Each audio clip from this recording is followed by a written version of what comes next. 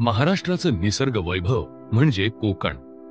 एका बाजूला अभेद्य असा सह्याद्री, दुसऱ्या बाजूला अथांग पसरलेला समुद्र आणि त्याच्या जोडीला हिरवीगर्द वनराई, अशी जणू ईश्वरानंच सौंदर्य बहाल केलेली ही देवभूमी। त्यामुळेच कोकण हा महाराष्ट्रातील राष्ट्रीय आंतरराष्ट्रीय पर्यटनाचा मानबिंदू बनला आहे। याबरोबरच औद्योगिक दृष्ट्याही कोकण हा महत्त्वाचा प्रदेश। त्यामुळेच आदरणीय पंतप्रधान नरेंद्रजी मोदी यांच्या नेतृत्वाखाली सुरू असलेल्या अमृत भारत स्टेशन योजनेच्या धर्तीवर कोकणातील रेल्वे स्थानकांचा विकास व्हावा, यासाठी महाराष्ट्राच्या सार्वजनिक बांधकाम विभागाने एक नवे पाऊल पुढे टाकले आहे। रेल्वे हा कोकणच्या वाहतुकीचा महत्त्वाचा घटक आहे।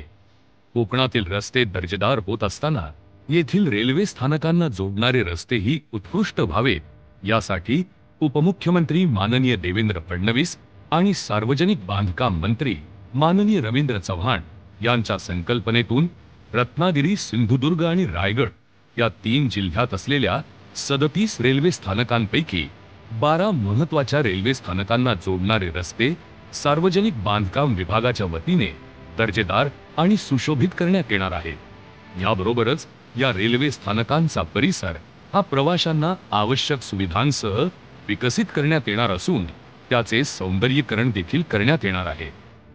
यामध्ये सुमारे 56.25 कोटींच्या निधीतून रत्नागिरीतील चिपळूण, खेड, संगमेश्वर, रत्नागिरी आणि राजापूर ही 5 स्थानके, तर सिंधुदुर्ग जिल्ह्यातील कणकवली, सिंधुदुर्ग नगरी, कुडाळ, सावंतवाडी ही 4 स्थानके, तसेच रायगड जिल्ह्यातील कोलाड, वीर आणि माणगाव ही 3 अशा एकूण 12 रेल्वे स्थानकांना जोडणाऱ्या रस्त्यांचे काँक्रिटीकरण आणि सुशोभीकरण करण्यात येणार आहे। रेल्वे स्थानक परिसरात आकर्षक आधुनिक बस स्थानक, प्रवाशांसाठी शेड, दुचाकी, 4 चाकी, रिक्षा आणि बस गाड्यांसाठी स्वतंत्र पार्किंग व्यवस्था, रस्त्यांच्या दुतर्फा वृक्षारोपण आणि फुटपाथ तयार करण्यात येणार आहे। याबरोबरच त्या परिसरातील पर्यटन स्थळांची माहिती देणारे फलक, भित्तिचित्रे, महिला आणि पुरुषांसाठी स्वतंत्र स्वच्छतागृहे आदी सुविधाही देण्यात येणार आहेत।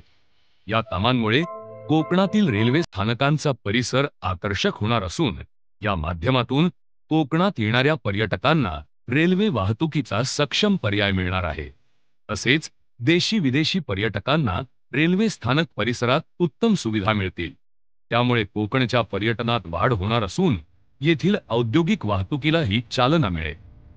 मुख्यमंत्री माननीय एकनाथ शिंदे, केंद्रीय सूक्ष्म लघु आणि मध्यम उद्योग मंत्री माननीय नारायण राणे, उपमुख्यमंत्री माननीय देवेंद्र फडणवीस, उपमुख्यमंत्री माननीय अजितदादा पवार आणि सार्वजनिक बांधकाम मंत्री माननीय रवींद्र चव्हाण यांच्या अविरत प्रयत्नातून हे काम लवकरात लवकर पूर्ण करण्याचे बांधकाम विभागाचे उद्दिष्ट आहे।